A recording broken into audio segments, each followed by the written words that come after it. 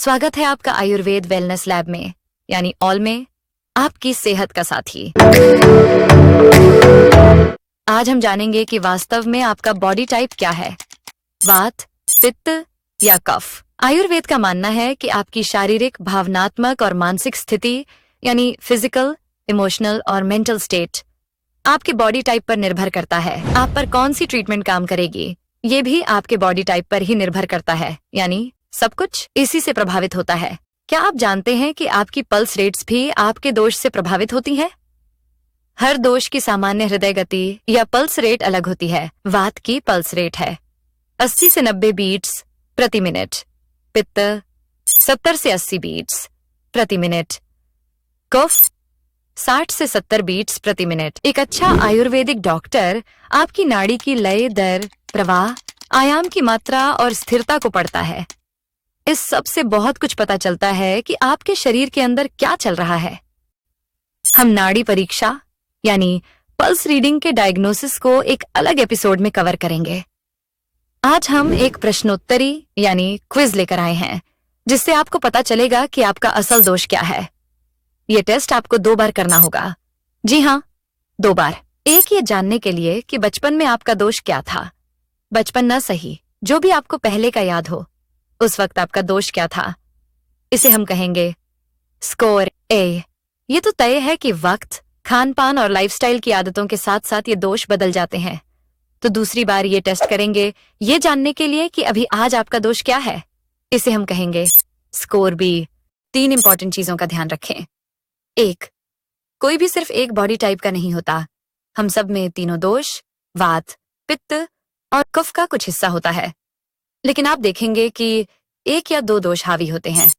दूसरा, जवाब एकदम ईमानदारी से यानी ऑनेस्टी से दें। तीसरा, जल्दबाजी ना करें, आप किसी भी पॉइंट पर रुक के सोच सकते हैं। मैंने एक लिंक दिया है जहां PDF फॉर्म में यह क्विज उपलब्ध है, जिसे आप डाउनलोड कर सकते हैं और अपनी सुविधा के अनुसार टेस्ट कर सकते हैं। नीचे डिस्क्रिप्शन में दी गए लिंक को चेक करें। मार्किंग कैसे करनी है? हर क्वेश्चन का उत्तर 1 से 10 के स्केल पर देना है। जैसे कि अगर कॉलम 1 आप पर 20% सही बैठा है, तो उसे 10 में से 2 नंबर दें। अगर कॉलम 2 80% सही है, तो उसे 10 में से 8 नंबर दें और इसी तरह आगे बढ़ें। तो चलिए क्विज शुरू करते हैं। शारीरिक विशेषताएं। 1, शरीर का ढांचा। क्या आपका शरीर स्लिम, लंबा और पतला है, या मध्यम, संतुलित, दुबला है, या भरा भरा, बड़ा, भारी और मजबूत है? 2, बाल। क्या आपके बाल सूखे, घुंघराले या फ्रिजी हैं, सीधे, पतले और ऑयली हैं, या घने, चमकदार और लहराते हुए हैं? 3, त्वचा। क्या आपकी त्वचा सूखी, खुरदरी है, या सेंसिटिव और नाजुक, या मुलायम और ऑयली है? 4, वजन बढ़ने की प्रवृत्ति, वेट गेनिंग टेंडेंसी। क्या आपको वजन बढ़ाना मुश्किल लगता है, या आप कभी कभी वजन बढ़ा लेते हैं लेकिन आसानी से घटा भी लेते हैं? या क्या आपको लगता है कि आपका वजन ज्यादा है और थोड़ा सा खाने पर भी वजन बढ़ जाता है? 5, शारीरिक व्यायाम। क्या आपको व्यायाम करना पसंद है, या क्या आप बहुत इंटेंसिटी और जोश शोश से व्यायाम कर सकते हैं, या फिर आपको व्यायाम करना बिल्कुल भी पसंद नहीं है? 6, नींद का पैटर्न। क्या आपको लगता है कि आपकी नींद हल्की है और आप आमतौर पर 4 से 6 घंटे सोते हैं, या आप मध्यम टाइप यानी आप मॉडरेट स्लीपर हैं और आपको 6 से 8 घंटे की नींद की जरूरत होती है, या फिर आपको उठने में मुश्किल होती है और आप 8 से 10 घंटे की गहरी नींद लेना पसंद करते हैं? 7, मौसम। क्या आपको गर्मी सर्दी से ज्यादा पसंद है, या क्या आपको पसीना ज्यादा आता है इसलिए आपको सर्दी पसंद है, या फिर आपको गर्मी और सर्दी दोनों से कोई दिक्कत नहीं है लेकिन नमी बिल्कुल पसंद नहीं है? पाचन और भोजन। भूख। क्या आपकी भूख कभी अच्छी होती है और कभी कभी तो आप खाना खाना भी भूल जाते हैं, या आपको समय पर खाना जरूरी लगता है और अगर खाना छोड़ना पड़े तो आप चिड़चिड़े हो जाते हैं?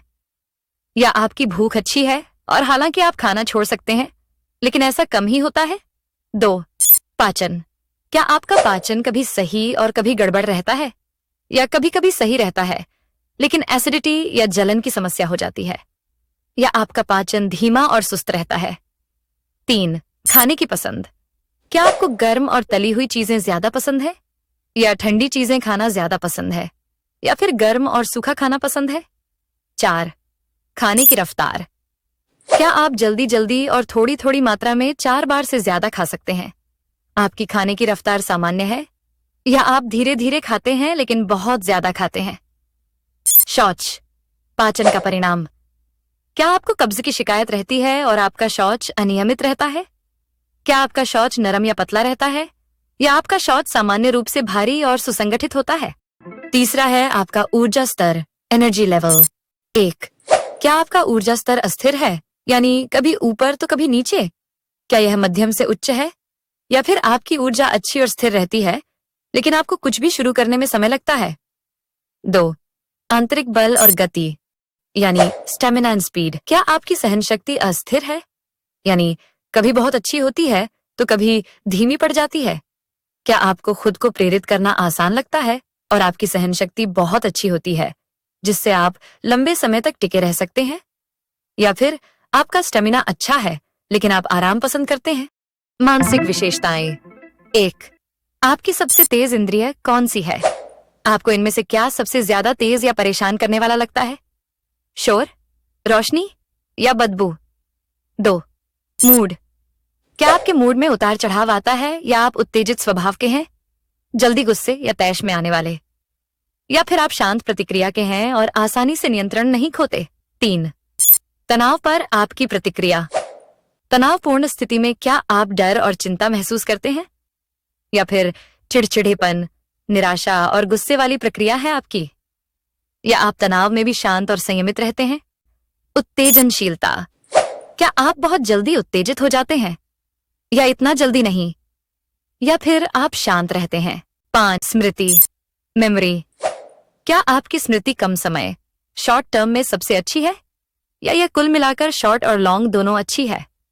या फिर आपकी लंबे समय की दीर्घकालिक स्मृति यानी लॉन्ग टर्म मेमोरी बहुत अच्छी है? 6. बोलने का तरीका। क्या आप तेज और उत्साह से बोलते हैं, या स्पष्ट, सटीक और विस्तार से बोलते हैं, या संगठित और धीरे धीरे बोलते हैं जिसमें कभी कभी चुप्पी रहती है? 7. पैसे के साथ संबंध। क्या आप बेवजह खर्च करने वाले हैं, या आप खर्च करते हैं लेकिन ज्यादा खर्च नहीं करते? या आप पैसे बचाने की प्रवृत्ति रखते हैं? 8. शारीरिक संबंधों में रुचि।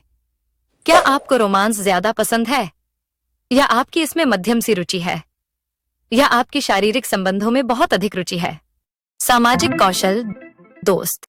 क्या आप बहुत से लोगों के साथ घुल मिल जाते हैं, या आप दोस्त चुनने में सावधानी बरतते हैं? या आप धीरे धीरे दोस्त बनाते हैं लेकिन बहुत वफादार रहते हैं? फर्स्ट इंप्रेशन या पहला प्रभाव।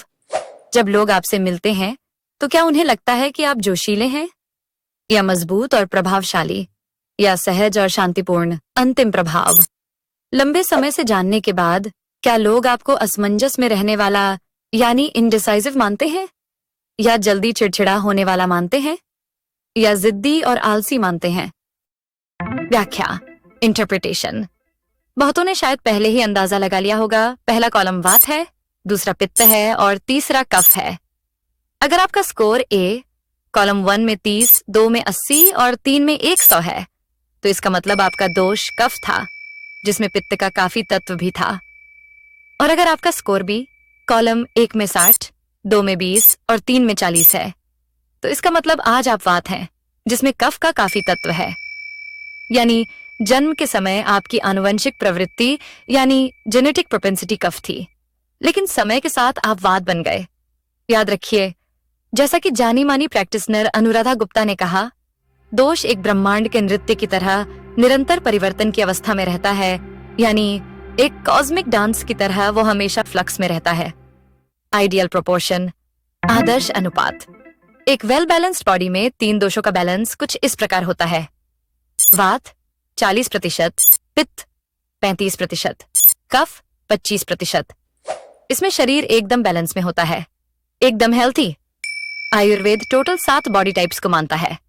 1 वात, दूसरा पित्त, तीसरा कफ, चौथा वात पित्त, पांचवा वात कफ, छठा पित्त कफ, सातवां वात पित्त कफ यानी कि त्रिदोष।